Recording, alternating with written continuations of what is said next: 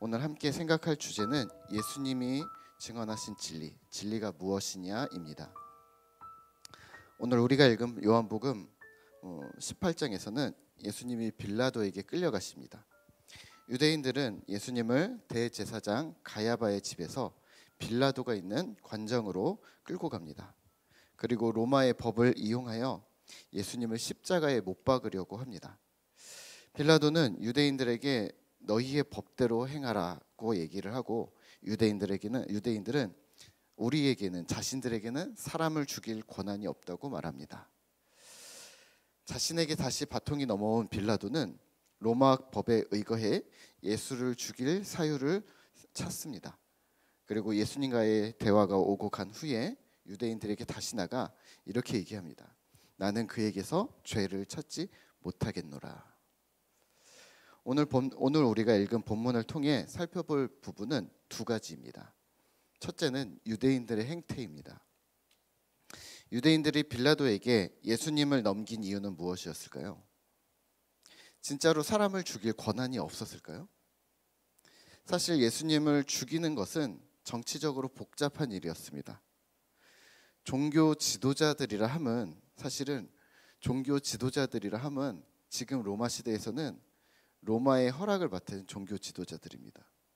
그러니까 종교 지도자들은 이스라엘 백성들에게 신임을 얻는 자들이기도 했지만 로마도 이들을 이용해서 정복 국가를 안정적으로 다스리려 했던 것이죠.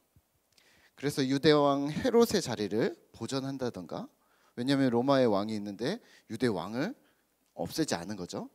헤롯의 자리를 계속해서 유지를 시켜준다던가, 또 사내들인의 공회의 성전 시스템을 안정적으로 유지를 하고, 또 사내들인 공회에 또 성전 수비대, 그러니까 사설 군대를 허락을 해준 것이죠.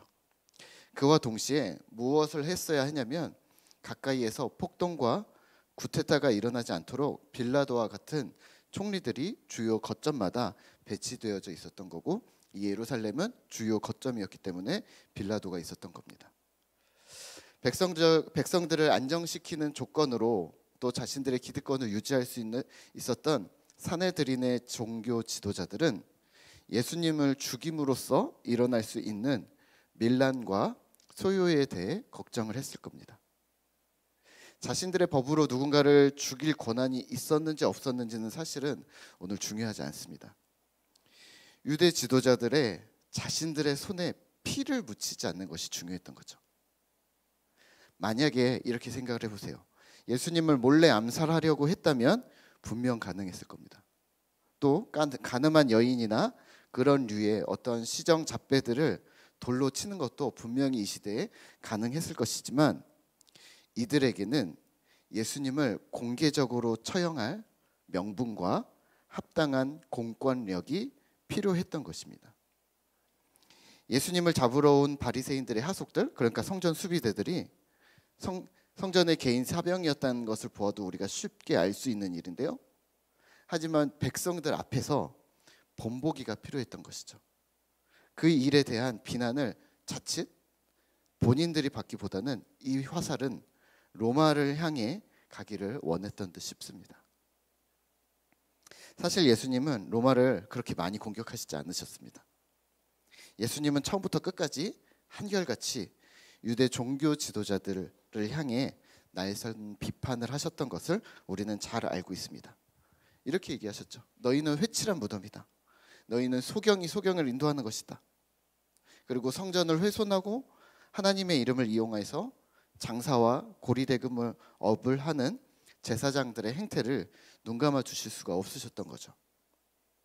여기에 정치적으로 로마와 이스라엘 사이에 좋은 위치를 선점하려고 했던 유대인들의 계략으로 오늘 예수님을 십자가에 오늘 못 박으려 하고 있었습니다.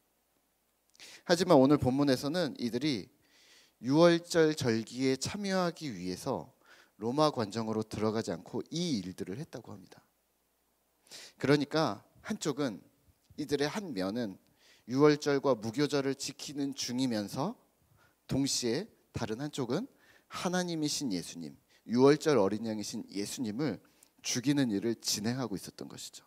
한 사람이 두 가지 일을 하고 있었던 겁니다. 표리부동입니다. 겉으로는 아무렇지 않은 척, 겉으로는 신앙이 좋은 척, 하나님을 사랑하는 척, 율법을 지키고 문제가 없는 척 하면서 동시에 예수님을 시샘하고 미워하고 죽이는 일들을 착착 진행하고 준비하고 있었던 겁니다. 오늘 우리 역시 바리새인과 같은 길에 들어서지 않는가 점검하셔야 합니다.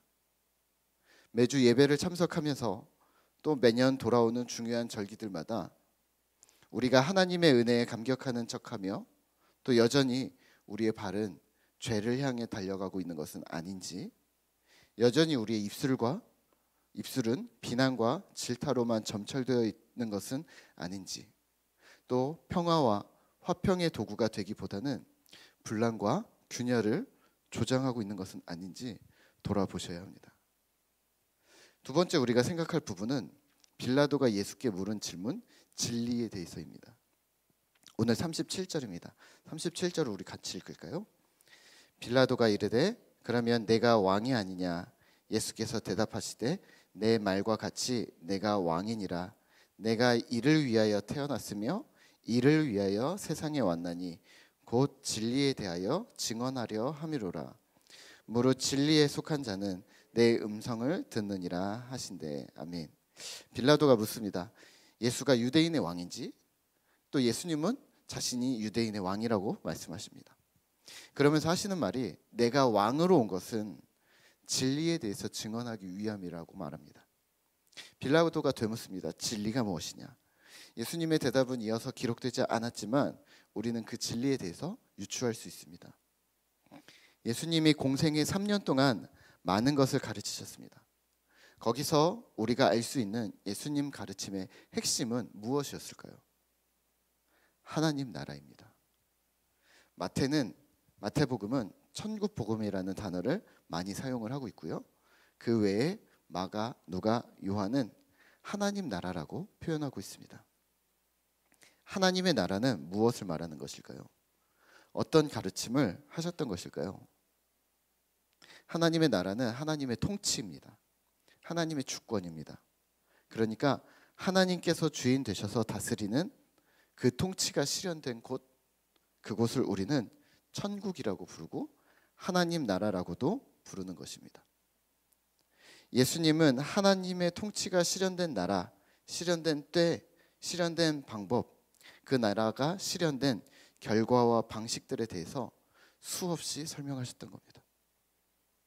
예수님께서 왕으로 오셨는데 이를 위해서 왔고 이를 증언하셨다고 오늘 빌라도 앞에서 다시 고백하십니다.